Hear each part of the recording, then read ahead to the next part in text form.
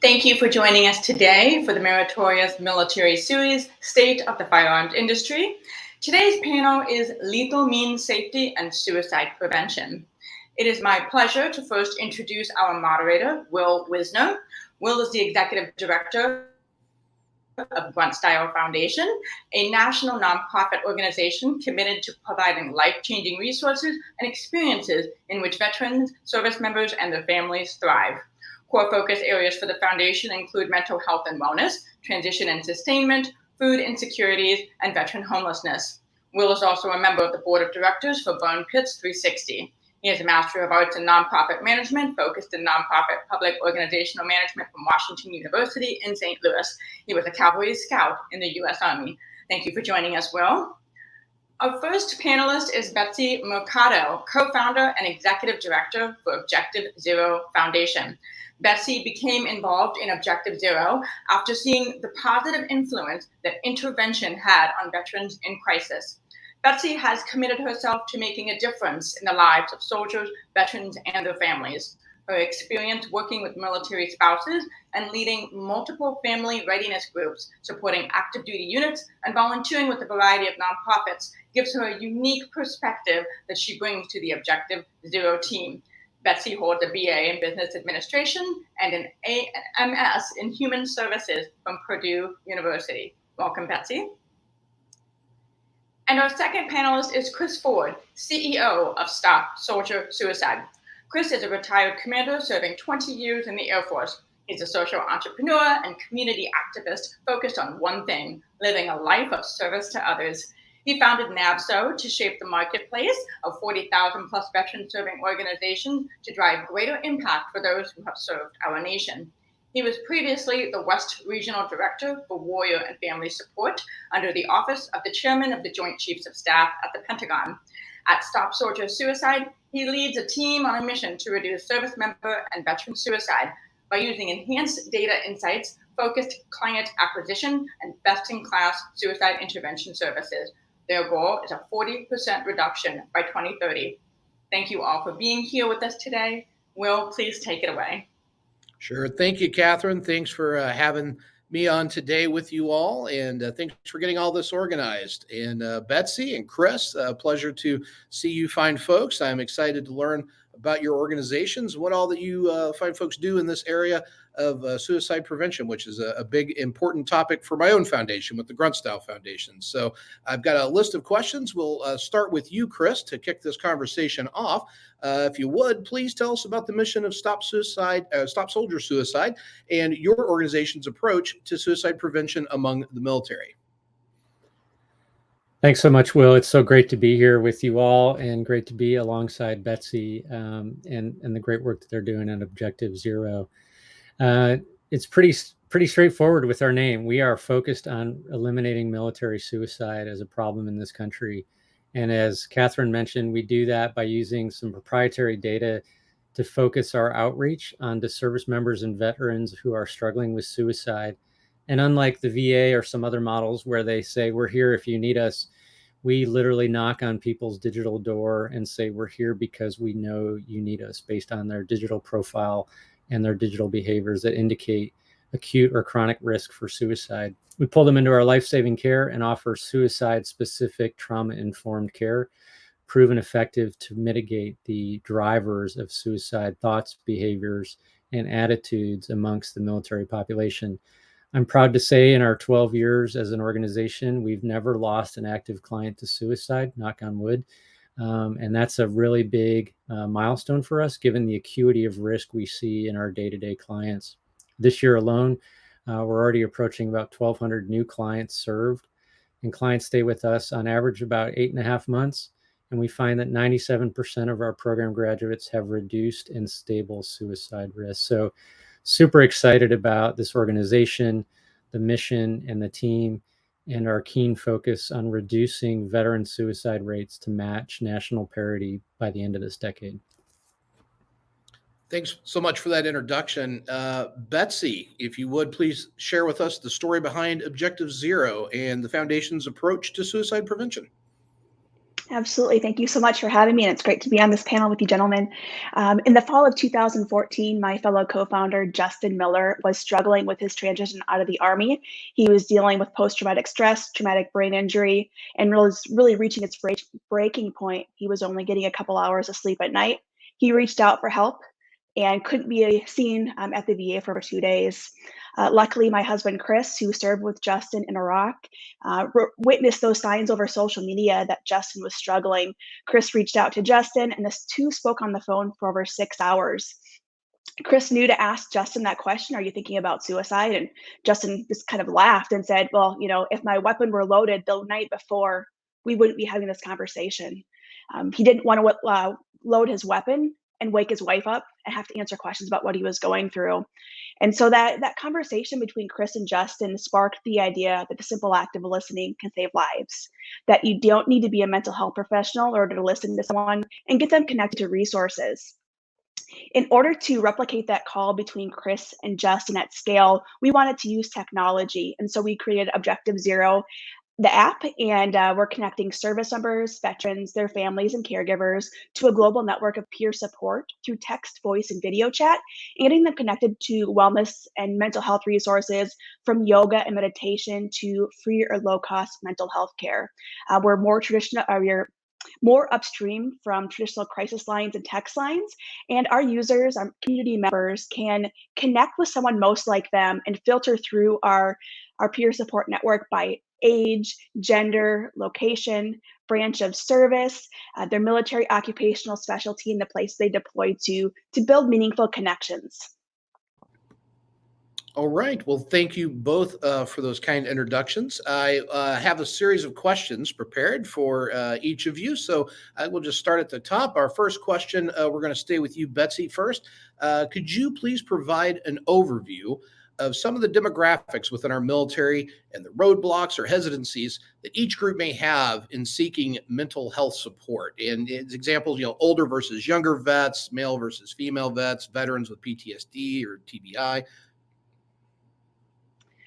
Absolutely. Research tells us that our younger veterans ages 18 to 34 experience the highest rate of suicide. We also see those higher numbers in female veterans and veterans living in rural areas. I think it's important to note that the latest VA suicide prevention report highlighted that over 40% of veterans that died by suicide had no mental health or substance abuse diagnosis at the time of their death. Within Objective Zero, we've observed there are a variety of barriers to veterans seeking help. Some veterans believe that if they're using resources, it prevents others from seeking and getting help. Um, some veterans feel that their services doesn't compare to other veterans because they weren't in combat arms roles, they didn't deploy, and so they're not seeking help. We also have heard that veterans in rural areas simply face a lack of resources, and some veterans get frustrated navigating the many resources available to them. I think it's also worth mentioning that those seeking mental health care are experiencing long wait times to be seen due to a lack of providers. And that's not just within the military and veteran community, that is globally a problem. And I think ultimately that the stigma for seeking help is very much alive. That fear of looking weak or ruining a career creates that barrier. And we're also learning that some of our veterans are hesitant to use the military or VA services due to poor experiences that they've had or those within their network have had. So highlighting resources outside the military and VA are totally vital. Thank you. So, Chris, our next question is for you. While suicide may impact groups or specific populations differently, all suicides have one thing in common, and that's a lethal means was used. Could you please detail objects and substances that are used in suicide attempts and why lethal means safety during a critical period can save a veteran's life? And I mean by that, the most suicidal crises are brief and their subsequent attempts are low. Yeah, that's a great question, Will, especially very important given the topic of today's sessions, right? It's the reality is in the military population, especially, that firearms are used more than 70% of the time. in all suicides in the military population. And that trend has grown year over year. Compare that to the general population where they're used 53% of the time. So it's more acute in service members and veterans than in the general adult population. The primary problem here is the extreme lethality of firearms. Look, I'm a 2A guy. I have guns in every room in my house. I like to hunt. I like to shoot for sport. But when used for suicide, firearms are almost 83% effective in taking someone's life. That bullet is really hard to get back down the barrel once that trigger is pulled. Unlike other means, such as overdoses or hanging or jumping, which have really low fatality rates, some as low as 4%. If I swallowed a handful of pills, there's time for someone to find me or for me to change my mind and seek help. Not the same with the extreme lethality of firearms. And to your point, given the fact that in many cases, the decision to take one's life could be as short as minutes or hours, where someone doesn't have time. The suicidal mind isn't rational. Let's be clear about that. So you're making a permanent decision based usually on a temporary, painful experience that's driven you to think about taking your life. And being able to grab a loaded firearm and very quickly act on that impulse without time and distance, just it's really creating a huge problem for us. So I think the important message here is, given the lethality of firearms and their prevalence in use in suicides, it's important to put time and distance between those firearms and someone when they're experiencing crisis. And so it's really, to me, a continuum or a spectrum that maybe having a firearm loaded and unlocked is what you want for the safety of your home. But as life starts to unravel a little bit, I think it's important for us to look at each other and say, hey, Chris, you're going through a really tough time. Would it be better if we disassembled those weapons and put them in the gun safe? Or maybe it's better if I take them to my house for a period of time and get you the help you need. So when you're on the other side of this, we can hand those back to you. So it's really more about strategic storage than just safe storage. Because if we store them loaded and even if they're locked, but I still have the code to the lock, all I've done is put a few seconds between me and that lethal means. So I think it's really important to do a few things. One, have the courage to talk to people that you know, and you can look in the eye and say, I think you're going through a lot right now. Would it make sense to remove those from your home for a period of time? And we do this with our clients. We suggest that they find a friend to store those weapons with. We've had some clients who were massive gun owners, like big, full Liberty-sized safes, 2 or 3 of them. And when they started to understand the risk to themselves or to their children, they actually made a decision to get rid of them altogether. So it's really about them and what they're comfortable with. But I think it's really important for us to be able to look each other in the eye and say, hey, I don't think you're okay right now. Let's get you some help. Let's get these out of the home. Let's lock them up. And we'll get these back to you as soon as you're in a better place. And I'm going to be right here with you along the way, because we can't just ignore the lethality of firearms in particular anymore and hope to see a different future. Thank you. So Betsy, given what Chris has just shared, could you share some strategies for veterans and their caregivers, their friends, family members?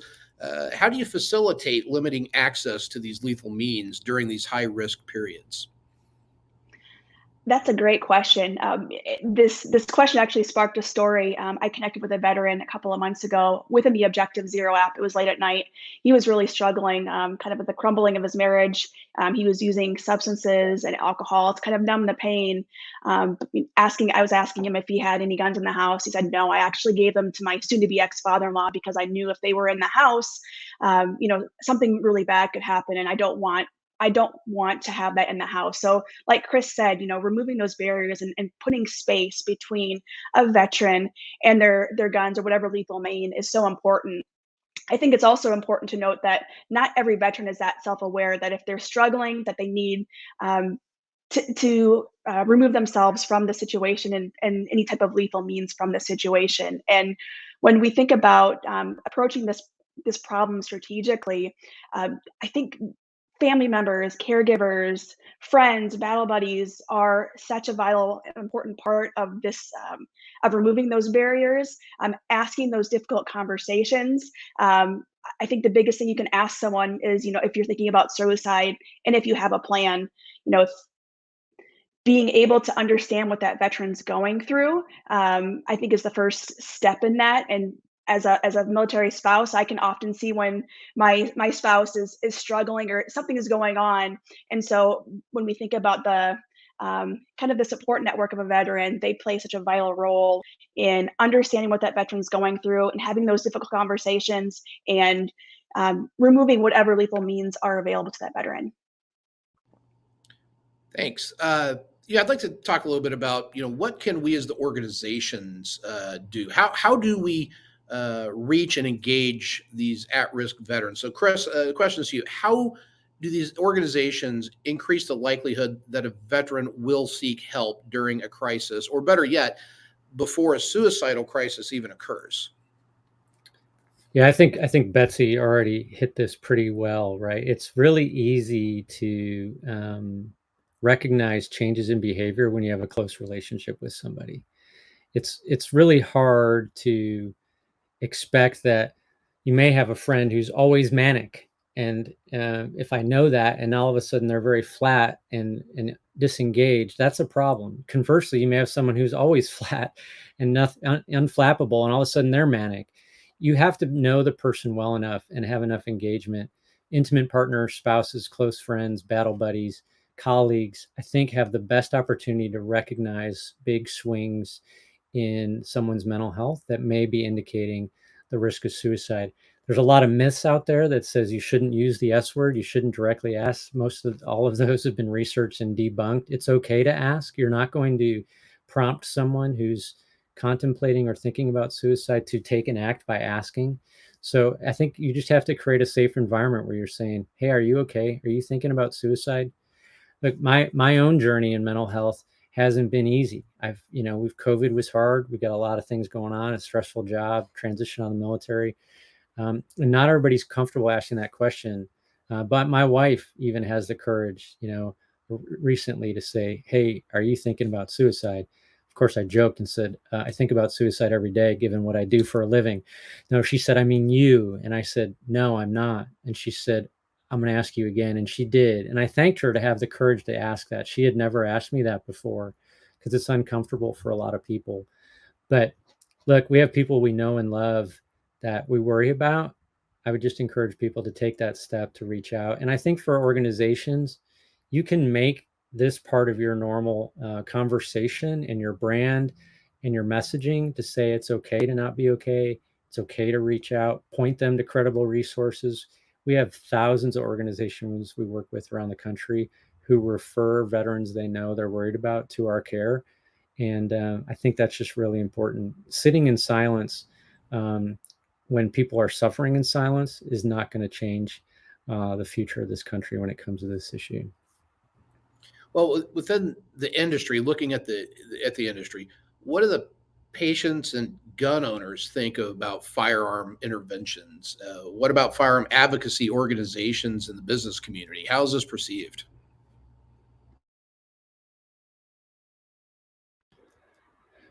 Is that for me? I'm sorry. I'm sorry, that is for you, Chris. Yes. Can you repeat the question? I'm sorry.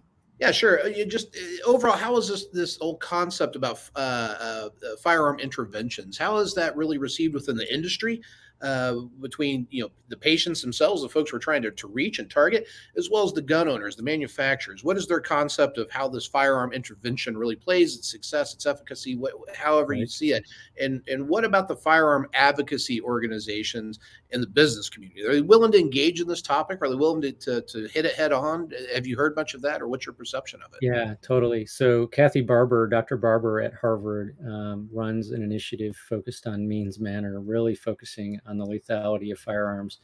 And her work and her research and engagement shows, one, the firearms industry seems very receptive to lethal means safety and suicide prevention. And what she's been successful in doing is decoupling this issue from strategic storage for safety versus limited access under a Second Amendment issue, right? These are similar but different conversations. So I think it's really important that we frame the idea that we are a gun community, but we know that there's risks to that. In the military, we're taught to train people how to use it, teach them to use them safely, and hold them accountable for their use. I don't think that stops when you take the uniform off, or if you're any type of responsible gun owner. Get trained on how to use it safely, be accountable for how you use and store it. So I think that message resonates certainly with firearms range instructors, gun brokers, gun manufacturers, law enforcement, veterans. There seems to be strong support. I have found, based on my learnings from Kathy Barber, is that, to her surprise, many of those in the gun industry had no idea how prevalent the firearm suicide issue was. And once they learned of it, their next question is, how can I help? So I think that the audience is ready to help keep people alive, to save their lives, and let them enjoy the benefits of being able to own firearms for sport or defense or hunting or whatever they use. But I think it's a solvable issue where we can get everyone who has a voice in the firearms industry is involved. And studies show that most veterans, especially, are receptive to hearing messages on this issue from fellow veterans, law enforcement. They don't want to hear it from their doctor, sadly. They don't. That's not the right messenger. So I think a lot of people in today's session and in this industry have a great opportunity to carry the message forward to an audience that's ready to hear it from them. Thank you. So, Betsy, I'd like to turn back attention again to the topic of technology. So what trends do you see for the mobile and web app technology in connecting the military and veteran community to peer support and wellness activities, mental health resources? How do we encourage, or how will it encourage a wider usage?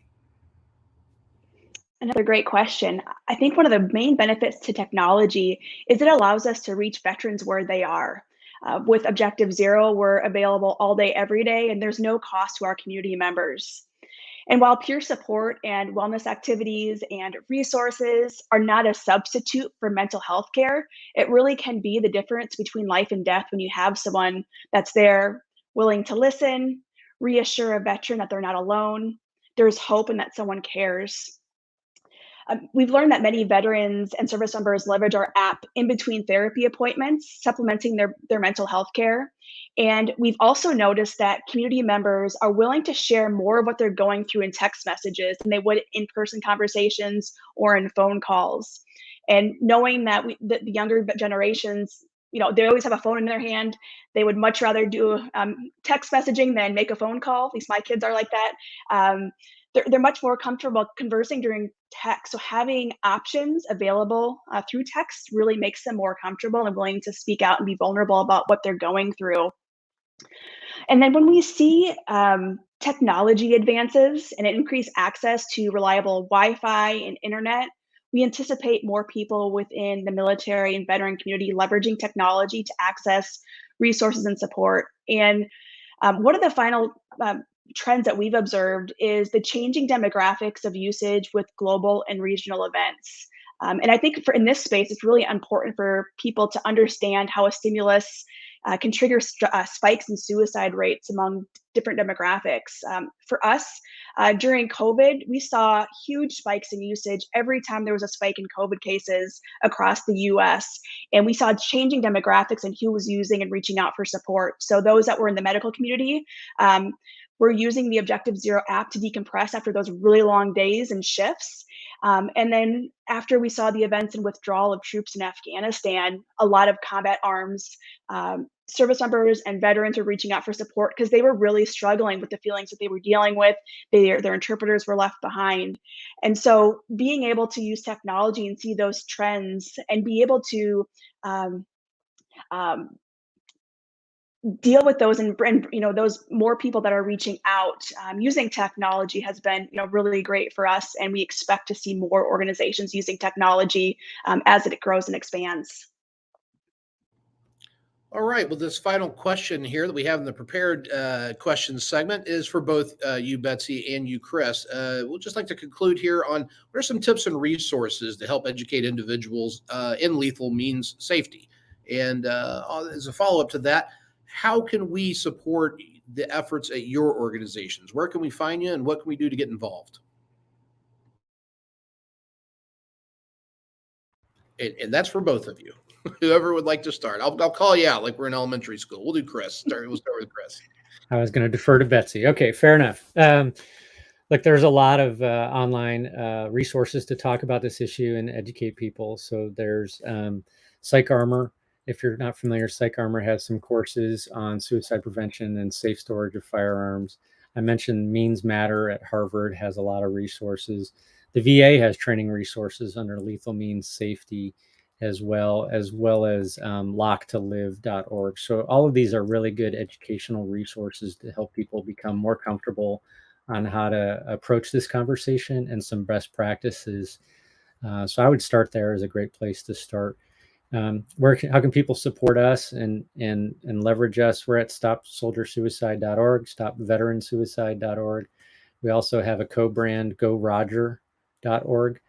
For those who maybe aren't willing to admit they're on the spectrum for suicide, but are looking for care, or maybe they don't resonate that they're a soldier, because we serve everybody who's served. So there's plenty of ways to find us. They can submit requests for help there, and or call us 24/7. We're there all the time. And obviously we feel we're doing some great work, and we'd love to have continued support from anyone who believes in that work and wants to see a different future. And I'd be remiss if I didn't mention how much our team enjoys working with Betsy's teams at Objective Zero. I think we're certainly good partners in this fight, leveraging our unique perspectives and experiences for the betterment of clients who use both of our services. So thanks for that, Will. Betsy? I don't have much to add in terms of resources. Chris, I got many of the ones that I would suggest. The other one that was on my list was Overwatch Project. It's a great toolkit on asking those questions, a little bit more gritty in their messaging. Just effing ask the question is, I think, their tagline. So definitely check them out. I think when we think about like tips, trust your gut, trust your instincts. If someone's struggling, if something's going on, you're probably right. So, ask those difficult questions. Ask if someone's thinking about suicide, if they have a plan, and intervene. I think the more resources and tools that are available, the more we're going to impact this issue. Objective Zero and Stop Soldier Suicide have very similar missions, and we are so happy to be working with them. We often refer those that are reaching out on the Objective Zero app to their services, and I know that they've shared Objective Zero as a resource to their clients as well. This is a very collaborative approach to this. We all have to work together, no matter what industry you're in, whether it's a nonprofit, you're in the gun industry. We're all in this together, and working together is really going to help address this issue. When it comes to supporting Objective Zero, our website is objectivezero.org. You can download the Objective Zero app on Google Play or the Apple App Store, or you can access our web app right at objectivezero.org. We believe there are 3 ways that anyone can support Objective Zero: champion, connect, or contribute. Champion our cause for the veterans in your lives. Let them know that Objective Zero is a resource to them if they need it. Connect us with people in your network that want to support the mission of combating veteran suicide, or contribute. And that's time, talents, or money. We want to work together to solve this problem. All right. Well, thank you both very much, Chris and Betsy. It was a pleasure to be here with you today. We'll turn it back over to you, Catherine. Thanks for having us. All right. I have to say that personally, I'm really thankful that we have such great organizations leading the fight against veteran suicide. We've lost too many of our veterans. It's up to us to take action when our friends are in crisis.